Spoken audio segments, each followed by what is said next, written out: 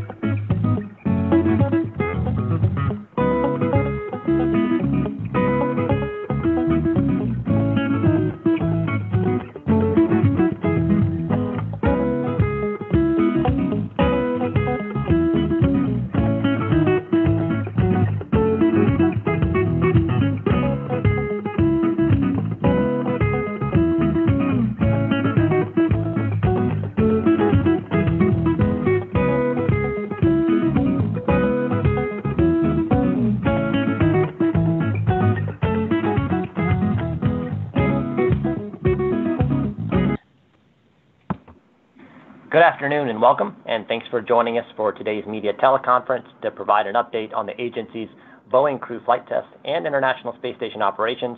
I'm Josh Finch with NASA's Office of Communications. Our briefing participants with opening remarks are Ken Bowersox, Associate Administrator, NASA's Space Operations Mission Directorate, Stich, Manager, NASA's Commercial Crew Program, Bill Spetch, Operations Integration Manager, NASA's International Space Station Program, Emily Nelson, Chief Flight Director at NASA's Johnson Space Center, and Mark Nappi, Vice President and Program Manager, Commercial Crew Program at Boeing. Although not providing opening remarks today, we are also joined by Joe Montalbano, the Deputy Associate Administrator for NASA's Space Operations Mission Directorate. We'll go around from opening comments from each of our speakers, and then we'll turn it over to the question and answer portion. We are asking today that we get to one question per outlet, and then we'll come back around as time permits within the hour that we have for today's media briefing. With that, we'll go for opening remarks to Ken Bowersox. Hey, thanks everyone for joining us today. I know you're all busy, and we appreciate the time that you're spending with us. There's a lot going on in low Earth orbit at the International Space Station and around our planet. We've got the Starliner up there. We've been trying to do some EVAs at ISS, and we also announced a provider for our U.S. deorbit vehicle. So we thought we'd talk a little bit about all those things today, but mainly focus on the Starliner. We have a beautiful platform up there in orbit, the International Space Station. We do great science. We learn all kinds of new things about operating in space that are going to help us with future exploration going out to the moon and onto Mars. It's interesting. Everybody seems to see the space station a little bit differently depending on what's important to them. As a crew member, one of the things you see about the International Space Station is it's an outpost in a hazardous environment. Once you're there, things change, and you have time to relax a little bit. If you're on your transport vehicle, you're generally pretty time limited. But once you arrive at the space station, the resources are they're still limited some, but you can stay up there a lot longer. We have the luxury of time. So with the Starliner mission, you may remember back in the post-launch press briefing, I said nobody should get too excited about any particular landing date. because once we got up there, we might want to look at some data a little more closely. We might want to wait for weather, but we were going to make sure that the conditions were right to bring Starliner home. And one of the things I really like about what our team is doing is they are taking that time to go through the data we gathered on the way uphill, to see if there's any additional testing or analysis we want to do to understand our risk posture, but also to see if there's any extra data that we want to collect on the return home. But everybody should understand we're still in the middle of a test mission. We're still pressing forward. We're still doing all the work that you need to do to have a successful test mission. It's been so impressive to watch our Boeing and NASA teams as they work through everything with this mission. I've been really proud of them. I've been proud of their expertise and proud of the patience they're displaying as they work through the data that they're gathering and think about what they want to do as next steps. There's a lot of details that we can share about the work that's been done, and I'm going to pass you over now to Steve Stich so he can share some of those details. Yeah, thank you, Ken, for that introduction, and thanks to all of you today for tuning in and supporting our commercial crew program, and appreciate your interest in Boeing's crewed flight test. What we hope to do today is maybe clear up some information that's been out there and any misunderstandings about the flight and our status of Starliner and our path forward. First of all, there's no new issues to report today. We don't have any new problems we're working with Starliner or the International Space Station, so the vehicle at station is in good shape. I want to make it very clear that Butch and Sunny are not stranded in space. Our plan is to continue to return them on Starliner and return them home at the right time. We'll have a little bit more work to do to get there for the final return, but they're safe on space station. Their spacecraft is working well, and they're enjoying their time on the space station. I want to reiterate also that Starliner remains available in cases of an emergency or a contingency on the space station where the crew would have to return very quickly back to Earth. And as an example of that, on Wednesday night, unfortunately, there was a satellite breakup in an orbit that was lower than the space station. And so the standard procedures at space station, if there's any risk to the space station as a result of that breakup, we have the respective crews go to their lifeboat vehicles, the Soyuz, Dragon, and Starliner. And in fact, we use Starliner for that safe haven capability. Butch and Sunny got in the spacecraft, powered the vehicle up, closed the hatch, and we're ready to execute, should they need to, an emergency undock and landing. So the vehicle remains safe, and Butch and Sunny used it, and it was great learning for us while we're docked at the space station to have this contingency come up. Obviously, we don't like these orbital debris situations, but it was great to exercise that. We've done that before with Dragon and our other vehicles. I also want to make it very clear it's a test flight, and we expected to learn about the vehicle, and that's really what we're about right now while the vehicle is docked at the International Space Station. We're about learning, and now we're embarking upon almost increment operations at the space station, and so we're not discouraged or deterring from learning while the vehicle is docked at the space station. We continue to work together with Boeing to improve our understanding of the two issues that we've been talking about, and I'll go into a little more detail on that before we step into the final return at the end of the mission. Remember, we don't get the service module back, so anything that we can learn on orbit is very important, not only to this mission, but future missions as well. I want to make it real clear that we're not in any rush to come home. As Ken said, the station is a nice, safe place to stop and take our time to work through the vehicle and make sure we're ready to come home. We talked about a 45-day limit pre-flight, limited by the crew module batteries on Starliner, and we're in the process of updating that limit. Essentially, the risk for the batteries is the same any given day on station, and so we've been looking at those batteries and their performance on orbit. They're getting recharged by the space station, and that risk hasn't really changed. So the risk for the next 45 days is essentially the same as the first 45 days, and so we'll go update that limit. I want to reiterate and remind folks that Starliner is really designed for a 210-day mission, and the systems are performing well. So with the extra time on orbit, we'll be watching the vehicle. We'll be watching the way the heaters work on the prop system. We'll be watching the way that the space station continues to power the vehicle, characterizing the thermal performance of the vehicle, and then obviously Bill Spetch will talk about all the activities that Butch and Sunny are supporting on the ISS. Now let's talk about the two areas that we've been focusing on. One is the helium leak. I just want to remind everyone we're not leaking any helium while we're docked to ISS. We have those manifolds closed, so we're not using any consumables in that area while we're docked. We did a leak check back on Saturday, June 15th, and the leak rates actually went down in all the manifolds, all the 5 that were leaking. So now what we're doing is we're taking our time to govern by the fall tree that we put together, to look through the system, to look at analyzed data, and to close out blocks on the fault tree. I know Mark will talk more about that. We're going to continue to verify the helium margins and double-check those before we undock. We'll review the management of the system. In fact, a few days ago at the Starliner mission management team, we talked about the crew's capability to respond to a leak. We wanted to double-check the software, double-check the items in the software to make sure that was correct for return. And then we're going to do more testing on the ground. We've done some testing already with this flange that we talked about pre-launch and the seal on those flanges. We've applied heat to those seals to simulate thruster firings. We've damaged some seals and done testing, and we're trying to make sure we understand exactly the root cause as best we can on the ground. We'll also do some testing at White Sands to understand exposure to hypergol vapors. We don't think that's happening, but we want to just double-check that item on the fault tree. And then finally on the ground, we're also disassembling several thruster flanges to see if there's any causes there related to improving our understanding of the leaks that we're seeing on orbit.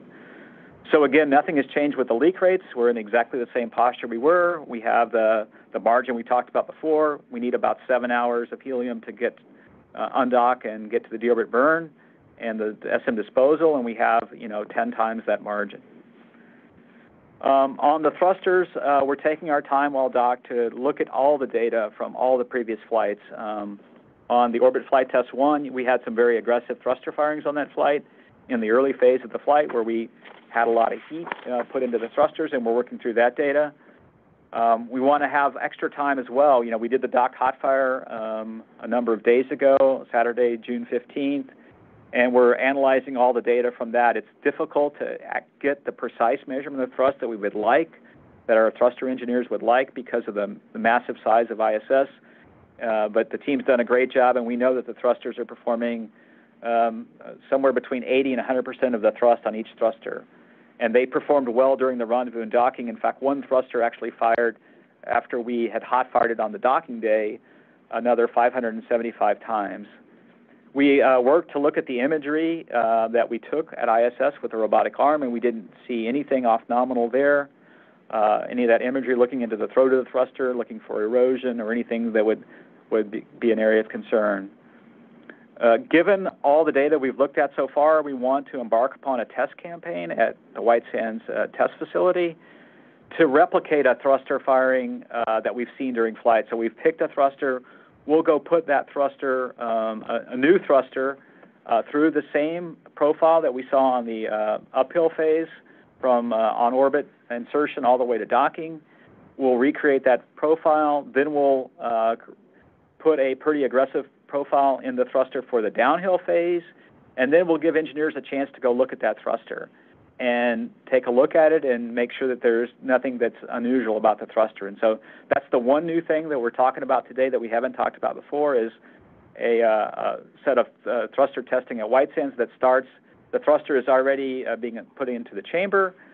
We should get into the first, what we would call acceptance testing, which is a normal kind of test, as early as Tuesday the 2nd, and then probably a couple weeks of testing with that thruster to understand its performance. And this will be the real opportunity to examine a thruster just like we've had in space on the ground, the detailed inspection. Once that testing is done, then we'll look at the plan for landing. We don't have a targeted date today. We're not going to target a specific date until we get that testing completed. And we look at the fall tree, and then we understand the path forward. So essentially, it's complete the testing, complete the fault tree, bring that analysis into this SMMT, and then have an agency-level review, and then we'll lay out the rest of the plan from undock to landing. I think we're on a good path. I want to thank the Boeing, the NASA teams all across the country working so hard on CFT. They've been working for many long hours. We're starting to, in the increment phase, give them time off, which is well-deserved.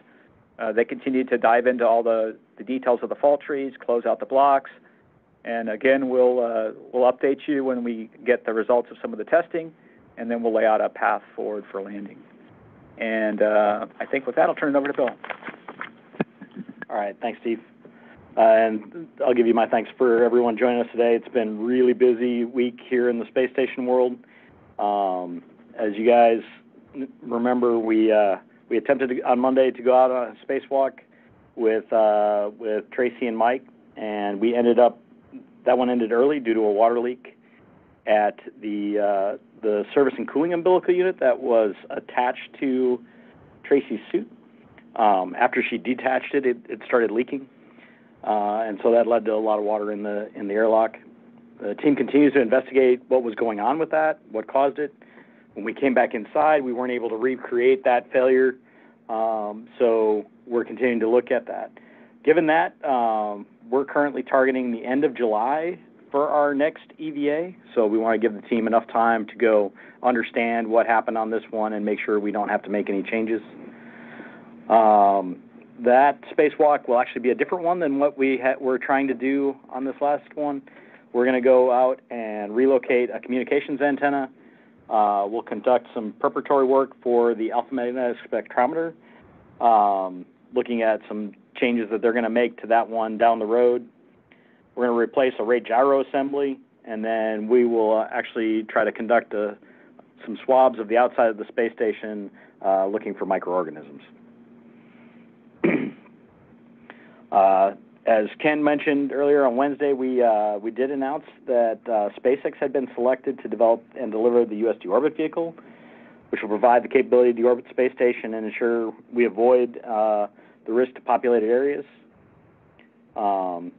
This was really important as the agency continues to work to transition to commercially owned space destinations closer to home. We have to be responsible and prep for safely deorbiting the space station after its end of operational life. Then, of course, on Wednesday, as Steve mentioned, we did have the satellite breakup event nearby us at around 8:45 Eastern Time. We instructed the crews to shelter in their respective spacecraft as a standard precaution for when these events can happen. They don't happen very often, but if they do, we take that step. The mission control team monitored the path of it, and after about an hour, we were able to clear the risk to the crew and have them exit their spacecraft, and we resumed nominal operations. We now understand that was a commercial Earth observation satellite which launched in 2013 and was decommissioned in 2021. Space Command will continue to monitor the debris field as we work together. So Sonny and Butch are staying busy on station, continuing to help conduct basically a lot of different activities on board Space Station, whether it be critical research or maintenance tasks. They've touched just about every category of task we have to do on Space Station at this point in time, and it's been really great having them up there and having the extra set of hands to help us out with everything. So really, I couldn't be more proud of how the team has worked together through this. We've had a lot of things go on in a short period of time, and the team has worked really well together across all of the vehicles and everybody on board, everybody within the partnership to get through it. And the entire team will be ready to support Starliner's undocking once they're ready to go. And with that, I'll turn it over to Emily. Thanks, Bill. And thanks, everyone, for joining us today and for your interest in our work here. I would just say that, Butch and Sonny are excited to be on ISS. We are leveraging their extensive spaceflight experience. Of course, they've both been ISS residents in the past, and so they have just seamlessly integrated with the Expedition 71 crew and are contributing a great deal to that mission. They take time out periodically to touch base with the teams that are reviewing the Starliner data. They get to stay up to date on all of the work that's going on as we take a look at their spacecraft, as we complete this test flight and ring out these systems to make sure that we have a full understanding of what the spacecraft is capable of going forward. So they're staying up to date as we work through those various different questions. Beyond that, as Bill said, I could not be more proud of our teams both in space and on the ground. There have been a number of opportunities to come together and work through issues over the last several months, and the teams continue to perform at a really high cadence. We're all excited to continue this work together and get a whole lot done this summer while we have those extra pair of hands on board. With that, I'll hand over to Mark Nappi from Boeing. Thanks, Emily, and thanks everyone for joining us. I'm going to try to do the same thing that Steve did and try to clarify a little bit. Every morning, I've got Google alerts set, and they send me Starliner stories. And so every morning I sit and I read them, and I'll tell you, from being a representative of Boeing and a representative of the Starliner program, it's pretty painful to read the things that are out there. We've gotten a really good test flight that's been accomplished so far, and it's being viewed rather negatively. This morning I did my normal routine, and I was thinking about what I was going to say in my opening remarks, and I stumbled across Ken Kramer's interview on Starliner. He really did a nice job, and it's because he kept it simple and he just stated the facts.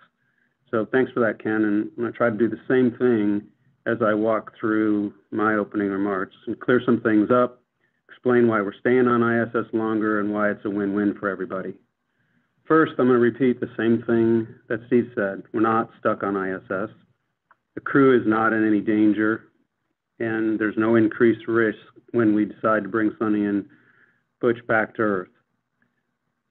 Let's recap a little bit of where we are today. We had a really perfect launch and orbital insertion. We've met all our flight test objectives. We had these operational checkouts that were over and above the flight test objectives that we've also completed, and we've added more. In addition, we've learned a little bit more about what an extended duration mission is, and we would have not learned those things had we just stayed up for 8 days. So we're docked and we're safe. We have an approval to be a lifeboat in case of an emergency on ISS. That means we can return with the Starliner at any time, and that was proven this week, as others have mentioned before me, with the conjunction that was identified, and the crew used the Starliner as a safe haven, and if needed, could have returned to Earth. So now, why are we staying longer, and what are we doing? Well, we had two anomalies. Everybody knows about them: the thrusters being deselected during approach and docking, and we had the helium leaks. We understand these issues and for a safe return. What we don't understand these issues enough yet for is to fix them permanently. Again, I'll say that again. We don't understand these issues well enough to fix them permanently. And the only way that we can do that is take the time in this unique environment and go and get more data, run more tests. So the way we address issues like this is we build fault trees. Sometimes these fault trees have 80 to 100 boxes, and they're all possible causes of why we're seeing what we're seeing.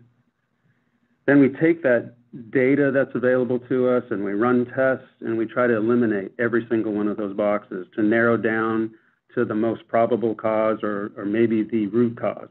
And then once we get down to those few, we can apply fixes to them and eliminate the problem. And that's exactly what we're doing right now. While we have this unique space environment, ISS has welcomed us to stay longer, and the crew's happy to be up there. Let's take the time to learn. Engineering loves data, and this is a really good technical opportunity. Some of the testing that we've done so far, we ran the hot fire test while we were docked, and now we're going to try to replicate what we saw during the docking with a ground test that Steve mentioned earlier. We want to see if we can gain more knowledge and see if it will tell us more about the causes. We want to determine if we should do anything more in flight. Maybe we should try to do more hot fire testing while we're docked Maybe we want to do something when we do undock with additional hot fires. So running this test will give us more information so that we can make those decisions. This ground test is simply attempting to recreate the space environment and the thruster firing profiles. And we want to look at the results and then determine whether or not we want to do more testing. We may or may not be able to replicate everything exactly as it happened, but we do believe we're going to learn some things from this test with respect to the individual thrusters and help us in our root cause investigation. And that all leads to improving the system for the future. So we have an end-to-end plan. We have a number of actions that have been defined that we're going to go complete. After it's all complete, we'll meet, we'll make sure we did everything we needed to do to understand the system, then we'll come home safely. We're not sure when that's going to be yet because these tests are unpredictable and how long they take and how successful they'll be. So we'll run more tests while we're docked, or we may run more tests while we're docked. We may figure this out and need to do some things after we undock. But when we do figure this out, we're going to return safely, and we'll set a date for that when we figured all this out. Again, we're not stuck on ISS, crew's safe, and we're going to return home when it's time safely. If this isn't clear, please ask us more questions. We want to really leave here today with a good understanding. One last thing, we've had 4 opportunities to talk to the crew. I had one personal phone call with Butch, once with an all-team downlink session where Sonny and Butch talked to our Boeing, ULA, and NASA team. We had one FaceTime with Sonny where she gave us a tour of the ISS. And lastly, last weekend, Butch and Sonny sent us a really nice email about what they've been experiencing up there and what they wanted us to know. And the takeaways from that was they know this is a test flight, and they knew that we would learn, and this is all good, and it's all not unexpected.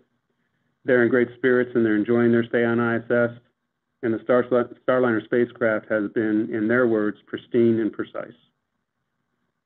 Thanks, and back to you, Josh. Thank you all for your opening remarks, and we'll now turn it over to the question and answer portion. As a reminder, you can press *1 to enter the queue. We are asking if you could ask one question at the start. We'll answer all those, and then if we have time, we'll come back around within the hour that we have. That way we get to as many questions as we can as time permits. And with that, we'll start with our questions, and we'll go to Gina Sinceri at ABC News. Steve and Mark, I appreciate your comments that the astronauts are not stuck or stranded on the space station, but I'd like you to understand that we feel like we're operating in a vacuum out here. We don't get on-camera briefings. We have not heard from the crew since they've been there. So people are trying to read the tea leaves, and literally in the absence of information, conspiracy theories flourish. So what can you do going forward to keep us more on point on this story? I'll start, and then maybe Mark can add. I mean, I think we probably need to be doing a little bit more frequent interaction with the media to keep you up to date when we know something a little bit more, like we did today, where we talked about the addition of the White Sands test facility. Hot fire testing, we need to continue to do that more frequently, just to make sure that the media doesn't take off in a direction that, because of a lack of data provided by NASA and Boeing, you try to fill in the gaps. We should be providing those gaps for you. And I'll turn it over to Mark. That's a very fair comment, and I think we need to take that and develop a better strategy on how we communicate.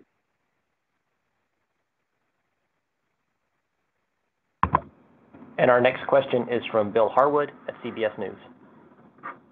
Yeah, thanks very much. Steve, I mean, I understand they're not stranded. I get that completely. But given the uncertainty about the root causes of the helium leaks and the jet firing issues, how confident, how sure are you that the Starliner is safe to come home as is, given the uncertainties that are obviously still out there in terms of root causes? In other words, is it safe now, or is there any question about that? I think part of the problem here, as Gina was referring to, is you've said it's safe to come home in an emergency, but that's different from saying it's safe to come home when everything's normal.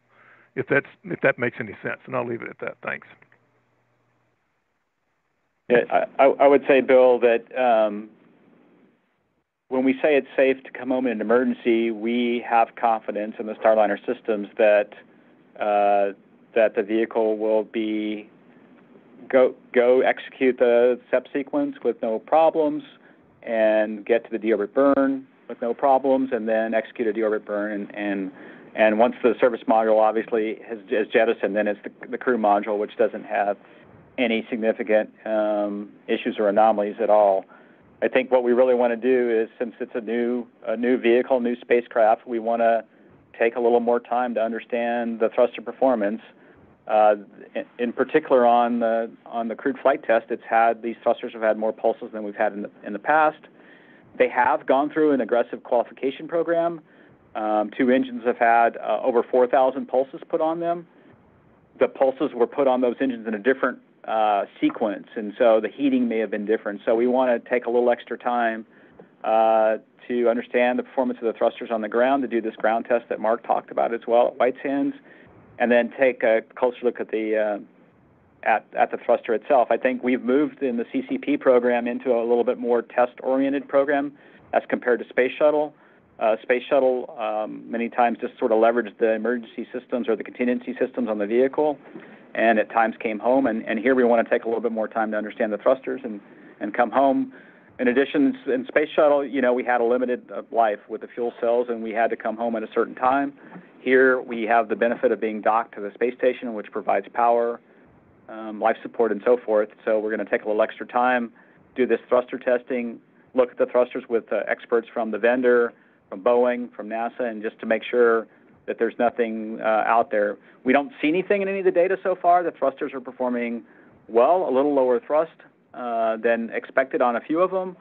But when we fire them, like I talked about, we fired one thruster 575 times after we re-enabled on docking day, and we need about 200 pulses of some of these thrusters for the deorbit burn. So we're just taking a little extra time, as Ken said, to do extra engineering work and make sure that we haven't missed something. And our next question is from Jackie Waddles at CNN. Hi, folks. Thanks so much for taking my question. Question for Steve or for Mark, I guess. I guess I'm just hoping we can gain a better understanding, too, on why we don't have more of a sense of the return time. So, Steve, I know you said you're looking at bumping that maximum up to 90 days, if I understood you correctly. So does that indicate at this point that you guys are definitely looking to take a full 45 at least? Do we have any more information on, projected timeline for the end of this mission? And then just as like a related point, I'm just wondering, with this additional ground testing you're doing, if that might relate to any changes that you could make on the vehicle while it's in space. I guess I'm just looking to be able to give my audience a sense of what data we're still getting from the spacecraft in orbit. Thanks so much.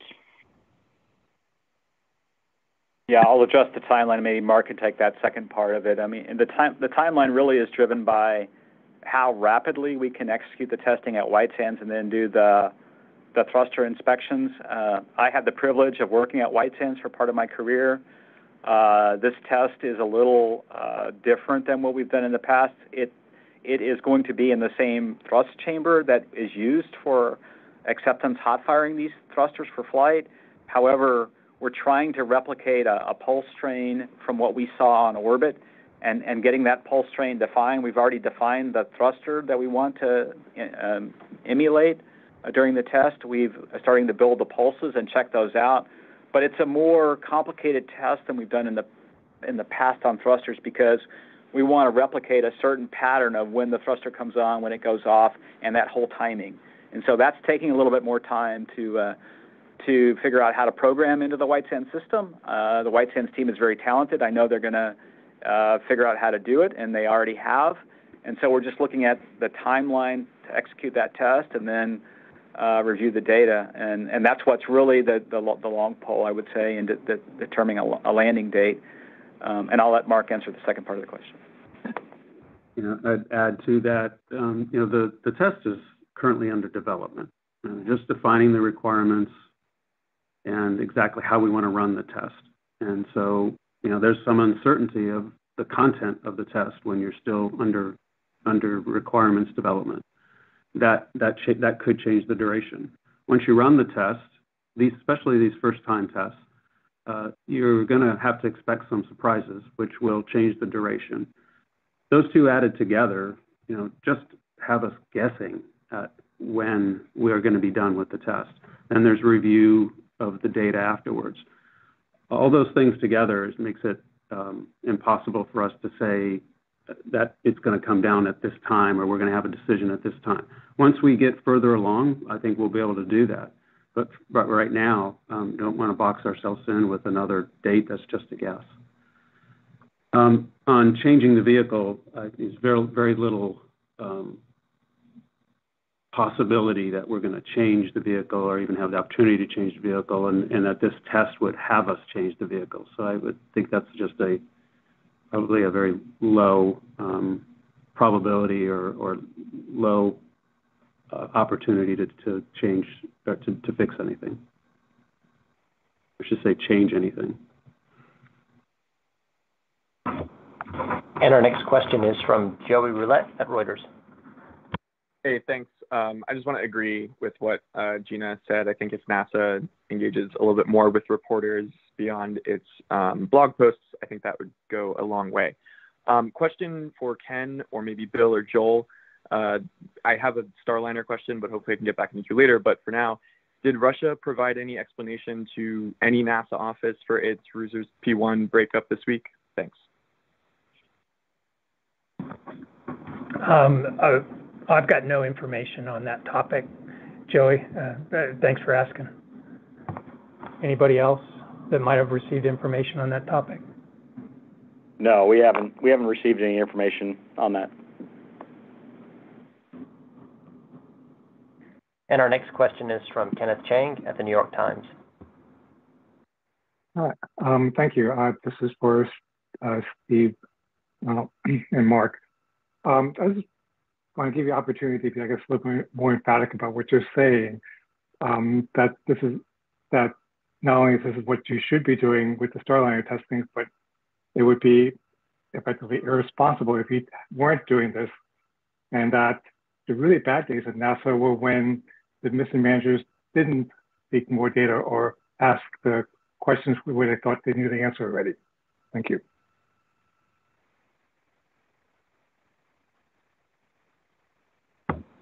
Hey, thanks for saying that. We are trying to do this mission right. We're trying to explore all the avenues that we have a reasonable amount of time to explore. And I really value your comments and that you see what we're trying to do.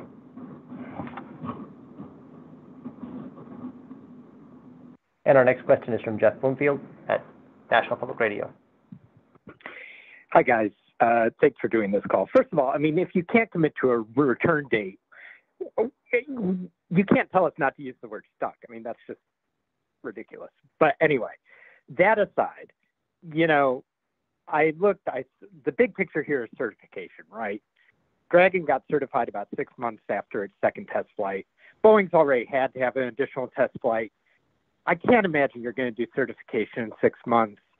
Boeing's hemorrhaging money. Is this the end of the Starliner program? Can we call it quits? Yeah, I'll comment first and then let Mark comment. We realize that it's going to take longer than we originally planned for certification.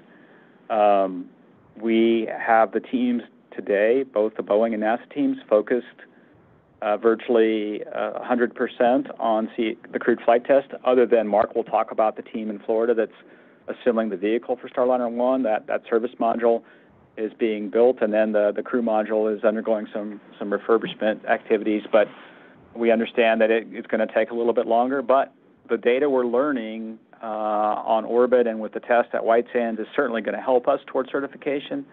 Obviously, we didn't expect to to have this thermal issue with the thrusters where we may get some vaporization and have the low thrust, and so it's something that was missed, and we've got to address for certification. We're collecting that certification data in the best way we can, which is analyzing the current mission and then making changes going forward, both for the thrusters, not new thrusters, but maybe the way we're firing the thrusters, and then also the helium system. And I'll let Mark comment on the rest. By the way, I see a total commitment from Boeing on this flight with all the resources that they need to ensure that we get the vehicle back with the crew safely. Go ahead, Mark. I agree with everything you just said, Steve, and the plain and simple answer to the question is no. We're not going to back out. This is our job, and this is what we're going to continue to do to meet our commitments.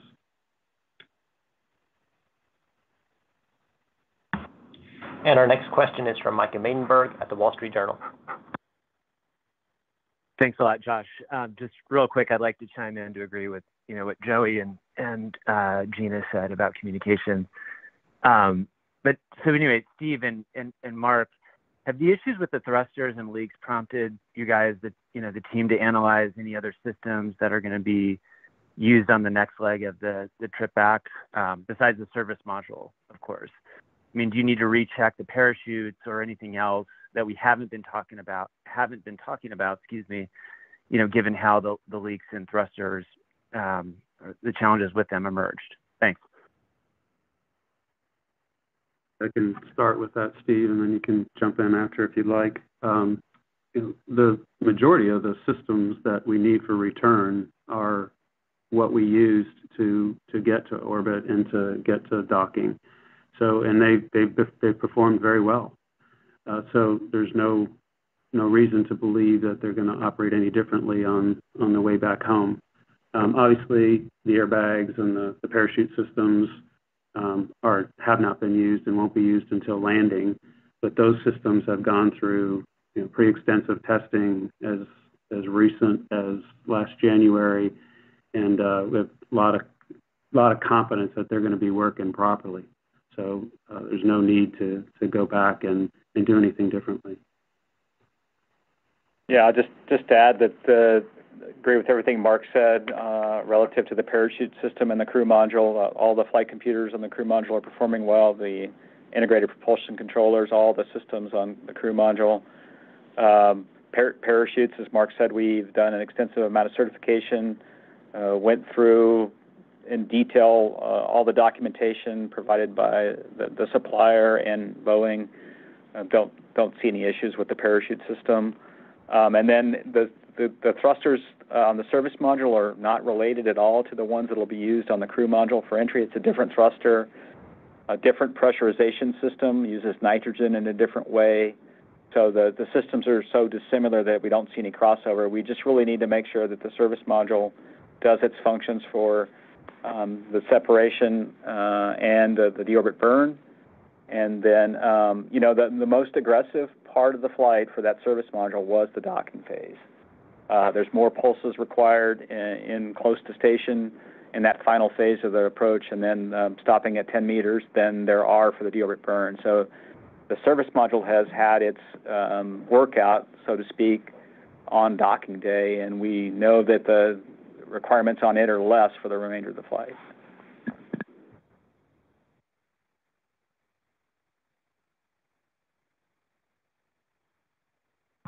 And our next question is from Will Robinson-Smith at Spaceflight Now. Hi, thanks so much. Also just wanted to echo Gina, Joey, and Micah's comments, and to say that, as Ken Bowersox mentioned at the top of his comments, a lot of stuff going on with the station, including the deorbit tug contract that I'm sure we'd love to learn more about. So hopefully there will be another separate briefing on that in the near future. But regarding CFT, if the tests at White Sands don't yield as much information as you'd like to know to fully characterize the thrusters, I guess, how far out or how long do you anticipate a test campaign on those could last, and what are the knock-on effects directly for this mission and the future of the program, would you say? Thank you. I think right now we think the testing could take a couple of weeks. We're trying to replicate the in-flight conditions as best we can on the ground. We know we have some limitations already. We're going to take that data and then really compile it with all the other data that we have on the thrusters, not only from this flight, but as I spoke of on OFT-1, we had a number of thrusters that pulsed well over 1,000 times early in the flight. We'll look at that data plus the data from this flight and compile it all together. You know, we could go another week or so in the testing at White Sands if we needed to. We have 2 thrusters there that we can test. So I think we just need to get through this first set of tests and see how it goes and what we're learning from those tests.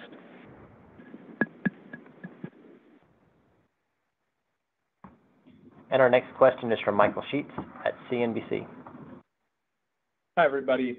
For the White Sands testing here, I'm particularly interested why this needs to be completed before the return happens if you're so confident in the safety of the return happening. This seems like something that you guys would perform outside of any other normal testing, either before or after a flight like this. So explain to me, because there's a bit of a disconnect between you guys saying everything's going so well, they're not stuck, they're doing great, vehicle's totally fine, and then saying, oh, we actually have to spend weeks to complete testing back on the ground before you can bring them back.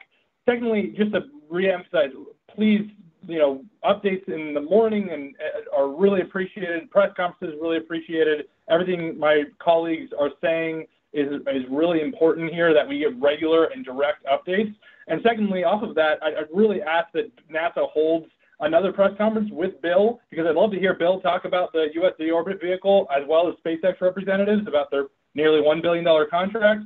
But today, the most important thing is Starliner CFT. So I'm just asking off of that we get a second press conference that's separate. Thank you. Yeah, Steve, let me try on the test. So I tried to articulate this up front, is that, doing this, we've built a fault tree. We've got a number of causes on that fault tree, and we've crossed them off. This test is going to cross off more, and it's going to give us information to potentially do some things while we're still docked to station. So if it comes back and gives us all the answers, then we can just undock and come home. If it comes back and says that here's 80% of the answer, and if you just run one more docked hot fire, then you can get 100% of the answers. Then we want to be there so that we can get that information. So it really is more of a serial test than a parallel test. Yeah, and I would add that the one thing that we can do at White Sands that we can't do on orbit, we can run more hot fire tests and we can get data on the thrusters on orbit, but the White Sands testing gives us the opportunity to physically look at a thruster. All the engineering data suggests that the thruster is performing well. All the engineering and other qual data where we've run one thruster, the vendor has run it up to 7,000 pulses. All that data suggests that this thruster should be healthy, but this is a unique set of pulses we put in the thruster, and the team wants to make sure by looking at that thruster at White Sands physically with inspections and borescopes and so forth. And so, as Ken pointed out, we have a great opportunity while docked at the space station to go collect this data and then have it before we return. If we need to return before then for an emergency, we will use all the data that we have in hand today on the thrusters, and we will, based that data suggests that the vehicle should be just fine. But we want to take a little extra time to get this one extra set of data on the ground, if that makes sense. And our next question is from Jeff Faust at Space News. Good afternoon. I'll plus one the comments of my colleagues about the need for more frequent and more thorough briefings and updates. But for Steve, you mentioned a little earlier in the call that you acknowledged that certification of Starliner is going to take a little bit longer than you expected.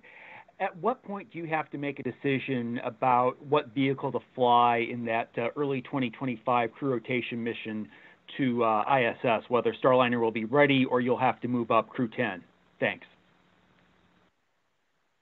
Yeah, good question. I think we've talked about, we have a parallel path right now with Starliner 1 and the Crew 10 vehicle for that February slot. So we're still proceeding with that parallel path. We can take our time and get through the crewed flight test and have the vehicle return with Butch and Sunny, and then we can make a decision afterwards, even if it's a little later than we originally thought. So we still have time.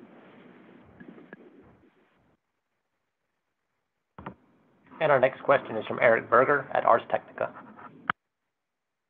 Hi, switching gears just a little bit, since we got Bill Spetch on the line. What is the architecture for the U.S. deorbit vehicle? Is it going to be a modified Dragon, a Dragon XL, or something else? And secondly, can we get a little more information on the 2 EVA cancellations, the suit discomfort and water leak? Was there commonality? Is this due to aging spacesuits? Was there a problem with the preparation of the suits, or was it something else? Thank you. Yeah, so on the U.S. deorbit vehicle, that's based off a Dragon Heritage design. Obviously, they have to do some modifications and some changes to the trunk for that, but that is the plan for the USDV. On the EVA side, the two different EVAs were not related in terms of the various failures. So this latest one, I wouldn't say it was due to aging or of the suits or anything along those lines. It's a moving part within this umbilical, and sometimes those stick, and so we have to go take a look at what happened to cause that one to stick open and let the water kind of flow out.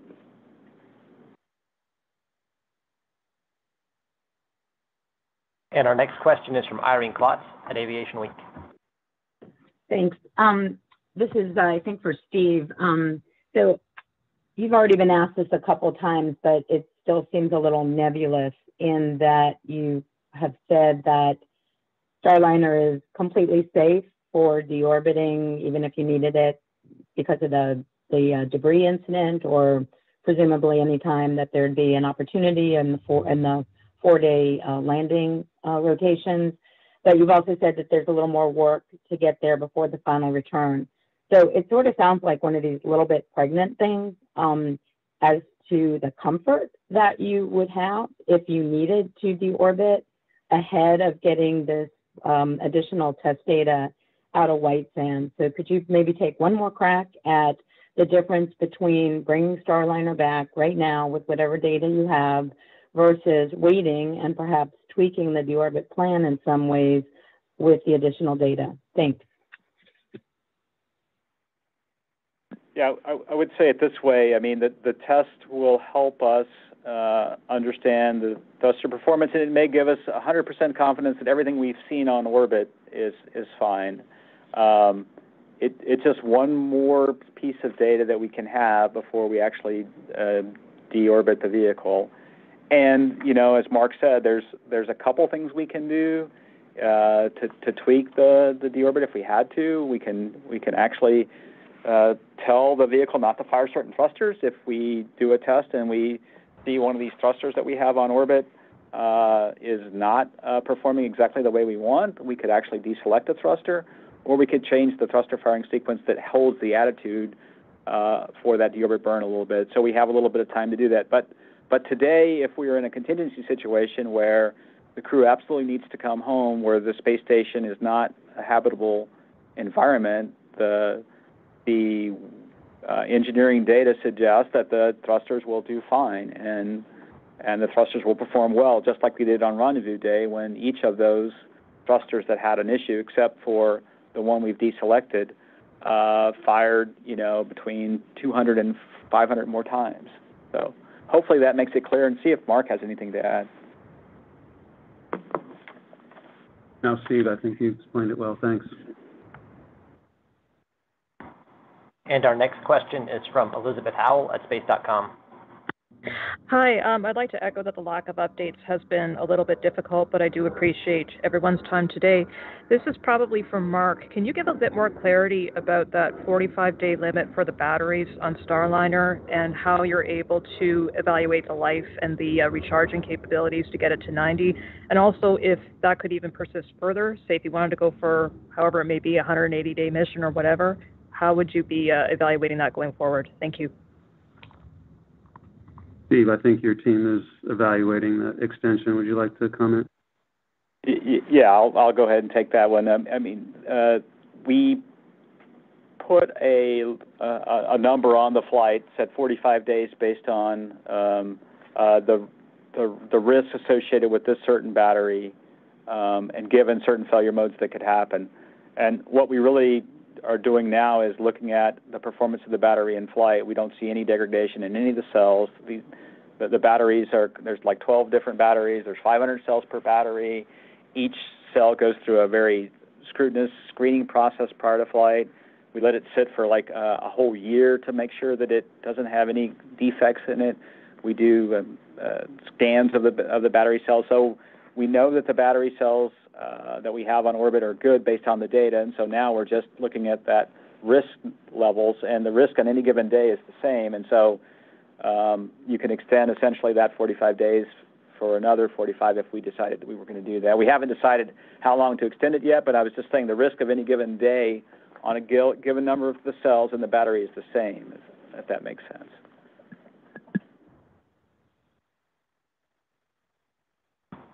And our next question is from Chris Epperhart, Fox News. Hi, thank you guys. I just had two really quick questions. One, I just wanted to see if it's possible that we could do something like this with a video conference with the two astronauts, if we can arrange it like this, just so we can hear directly from them how they're doing. And the second part of that is, have you been in contact with the astronauts' family? What have they been saying? Are they expressing any sort of concern? Yeah, this is Emily. We, in terms of communication with the families, we keep them up to date. We have specific astronauts that are here on the ground that are assigned the task of making sure they're kept in the loop. And then, of course, Sunny and Butch and all of our crew members on board are effectively able to make phone calls whenever they have some free time. So in addition to the regularly scheduled personal conferences that we set up with their families, they're also able to chat pretty much any day. And so the families are really kind of involved every day in the mission as we go along.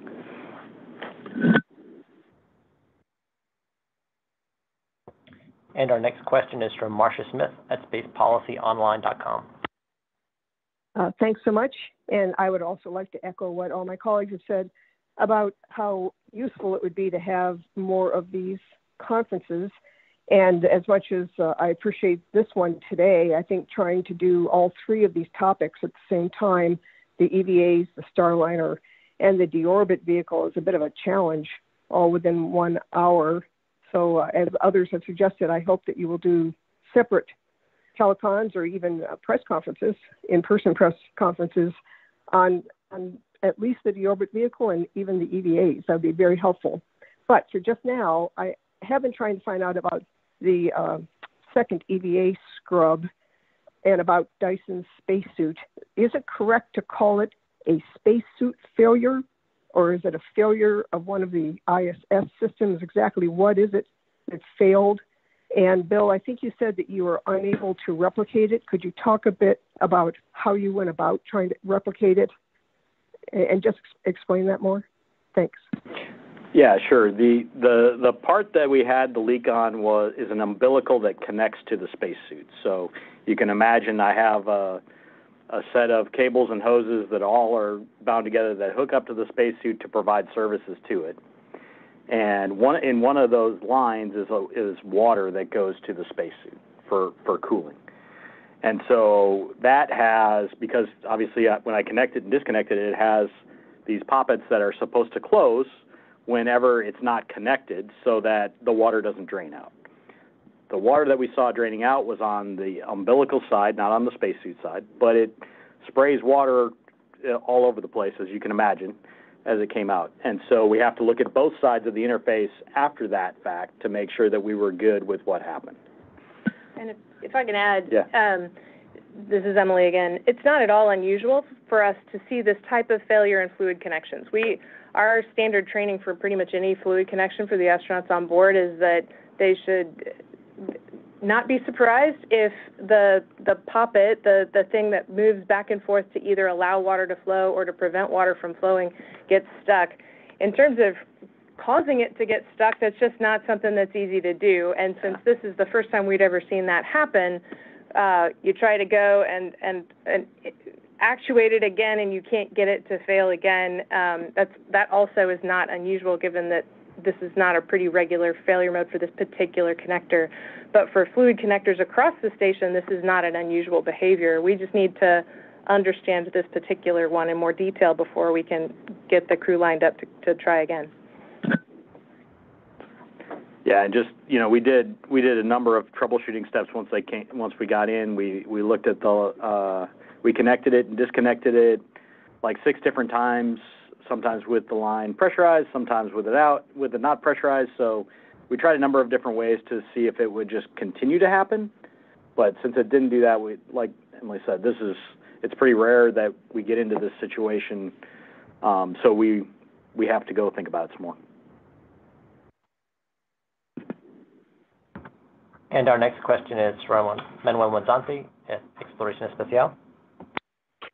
Thank you, Josh. Manuel Monzante, Exploración Espacial. I had like 4 or 5 questions about CFT, but they were all answered. Thank you for that.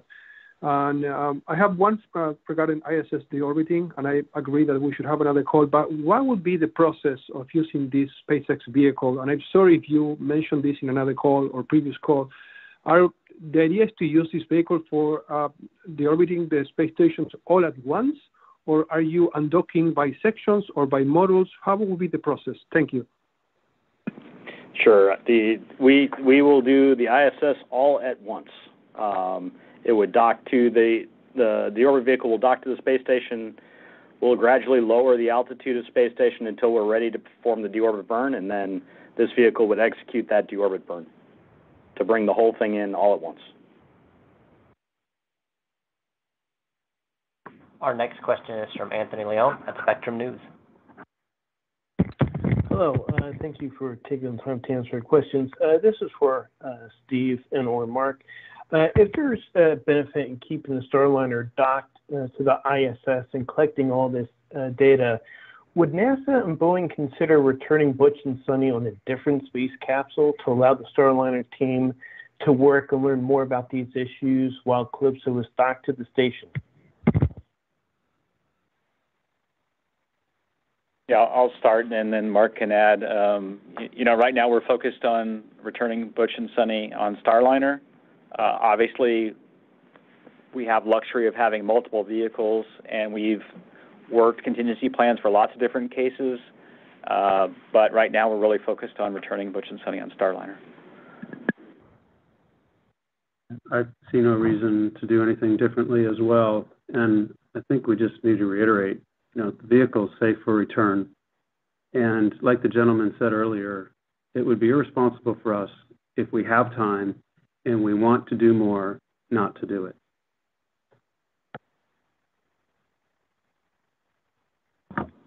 And our next question is from Tim Fernholz at Payload Space. Hi there. I just want to join my colleagues in saying more information is better. I think we all understand what happens when NASA makes an announcement after 5 p.m. on a Friday without a press conference. I'm just curious, since the June 18 discussion, when specifically was the decision made to do the terrestrial hot fire testing on the thrusters? And what were the circumstances that led to that? Was there specific data that led the engineers to conclude that testing was necessary? And also, what is the progress of the agency-level review, and will that require Administrator Nelson's sign-off? Thank you. Yeah, I would say on the hot fire testing, we started preparing the test stand a number of weeks ago, just in case we might need something. Probably, I'd have to go back and check my records, but so after probably the week of June 10th, we started talking about, hey, we should go reactivate the test stand at White Sands. We needed it anyway for hot firing thrusters for Starliner 2, so we did that. And then just as time progressed, as we started understanding what our capability would be at White Sands, could we really replicate the thruster profile that we saw on the uphill leg and what's required on the downhill leg for the deorbit burn? Once we started to understand that capability, the engineering teams convinced the management teams that both on the Boeing and NASA side that it was wise to go do a test. We looked at the station timeline and what was going on station. Could we keep the vehicle docked for a longer period of time. There was really no constraints there, and so more data is always better. It's always responsible to collect all the data you can in a situation like this, and so we made the decision. And I'll see if Mark has anything to add. I think I understood the question a little differently. I think the question was, when did we decide to do the docked hot fire tests? And that decision process was, we looked at wanting to do another hot fire. We talked about doing it after we undock, and of course we did them prior to docking, and we got a couple of them back. After we had discussed it on the Boeing side, we really weren't aware so much work had been done on station to be able to do docked hot fire testing. So once we learned that all that work had been done and we could do it on the vehicle, we said, well, yeah, let's go for that, and let's fire these thrusters and make sure that they're working properly. Our next question is from Megan Bartels at Scientific American. Thanks so much. Can you hear me okay? Yes. Excellent. I just want to echo everyone else on their comments about speaking more with media, both in terms of Starliner and the deorbit vehicle. And my question is actually on the deorbit vehicle and for Bill. Could you talk a little bit about what set SpaceX's proposal above the competitors and when NASA and SpaceX will provide additional details about the design of the deorbit vehicle? Thanks. So obviously we can't talk about selection criteria. You can look at the source selection statement when that comes out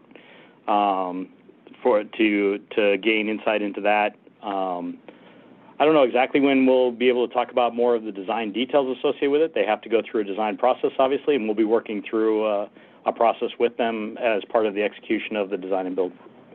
And we'll keep you updated. Our next question is from Clayton Sandel at Scripps News. Hey, thanks for doing this. Anytime we have broadcast or posted a story on Starliner, one of the most common comments we see from our audience is, why did NASA and Boeing launch a spacecraft they knew had problems? And now you have mentioned this narrative that has dominated the last week about astronauts being stranded. It's bringing more attention to Boeing's public image. And I guess this is a big picture question for Ken, Steve, or Mark, and that is, in hindsight, how much are you second-guessing or regretting the decision to fly this spacecraft, perhaps prematurely, given the problems that it was having? I can start and then see if Ken and Mark have anything to add. I think many of the things that we're learning would have been difficult to learn on the ground. And so I personally don't have regrets at launching the vehicle and docking with station. The helium leaks, when we looked at the system on the ground, we only had one flange leak, and our experience on the previous flight was that we only had two really small leaks that we thought maybe were caused by something else. So we learned about those helium leaks. I think those are going to be manageable with the amount of margin we have. And then the thrusters, certainly we did a few more maneuvers on this flight than we did on the previous flight. We thought we had made some software correction changes to eliminate the fail-offs that we had on OFT2 while we were sitting at 10 meters. We clearly missed something. We clearly have an integrated effect between how we're executing the rendezvous profile and how we're using the thrusters. And so I think we learned something there. We'll work through these two items and have the right level reviews, including an agency level review when it's time. And then we'll bring the vehicle back. So I personally do not have regrets, and I'll see if Mark and Ken have anything to add. Yeah, I will say the same thing.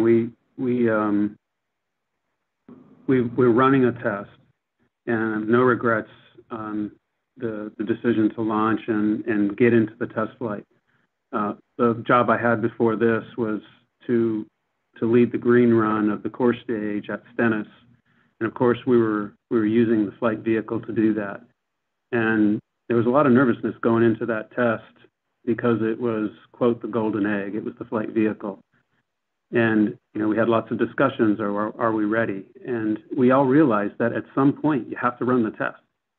You're running the test to learn things. And you have redundancies in your system in case you were wrong on some things.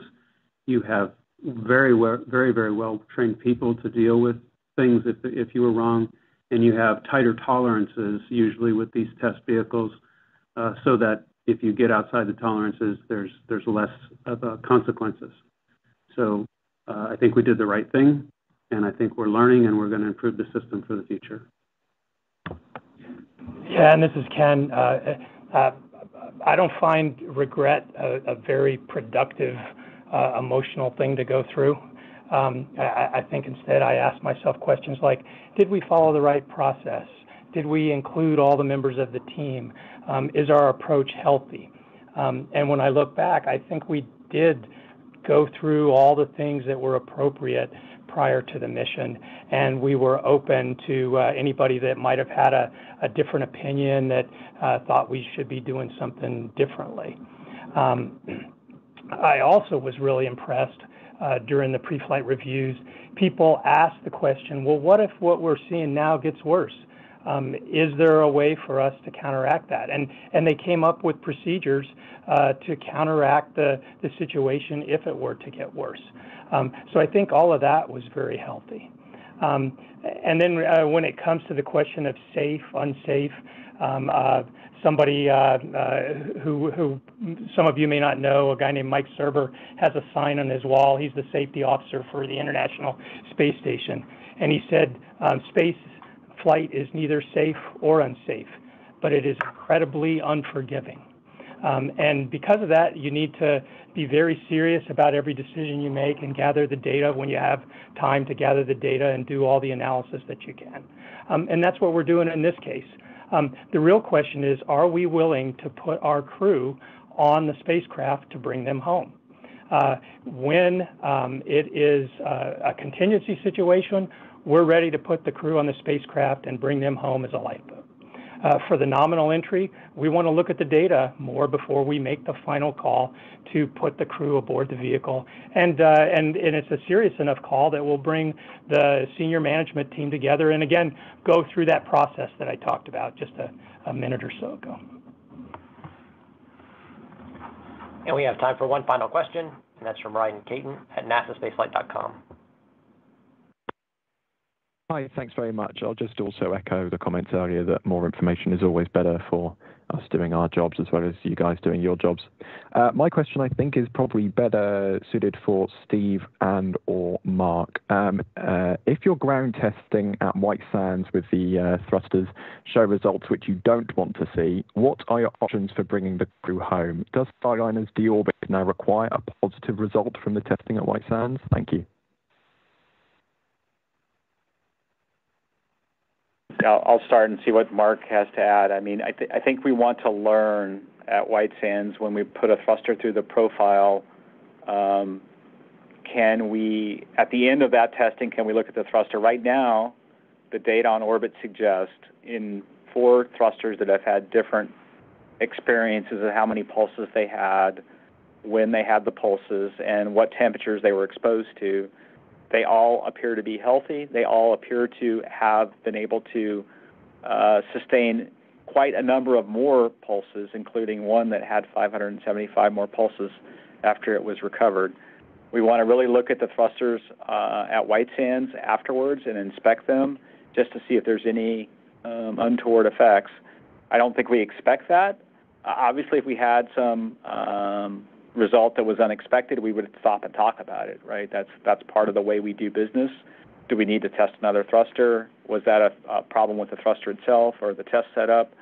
Again, this is a test that is typically done with a thruster, but maybe not quite in this way where you're trying to replicate and duplicate exactly a long series of pulses over a number of days with the thruster. And I'll see if Mark has anything to add. I think Steve made a good point. Our docked hot fires came back, and it appears we have good thrusters to come back with 4 of the 4 that we tested. We didn't test the 5th one. The team has looked at this test, and they're very confident we're going to learn some things from this test. There's a range of how much we're going to learn, and based on how much we learn will again dictate what we do additionally. In the event that we learn something on the negative side, then we're going to stop and talk about it. And I wouldn't even try to guess what that might be. We feel we have pretty good hardware right now, and this test is to help support that theory as well as give us more information for root cause. And I'll now turn it over to Ken Bowersox for some closing comments. So I just want to thank you all again for listening in today and asking your questions. One of our main mission goals is to share the information from our space flights with the public, and you're a critical part of that. So we heard your comments about how we share information, and we'll take them into account. We'll see what makes sense. There have been times when we had a press conference every day during missions, right? And maybe that's something that we need to go back to when we've got vehicles up on orbit, especially during test flights. We'll take a look and see what makes sense. But I also want to impress on you that the team is just incredibly busy. It takes a lot of time to prepare for these conferences, and so we want to give them the time to do their work so that we have the best chance of getting the data we need on this test mission. But we'll see what we can do. There's probably something we can do to step things up, and I especially appreciated the comments on timing for even our blog posts, what time of day it helps you for them to come out. So don't hesitate to keep sharing that with our OCOM team, and thanks again for joining us today. And this is Josh. I know we didn't get to everyone's question that was dialed in today. You can reach out to me online, and we'll be able to answer those questions for you. We'll also look to provide more on our next update publicly. And with that, that's going to wrap things up for us today. Have a great afternoon.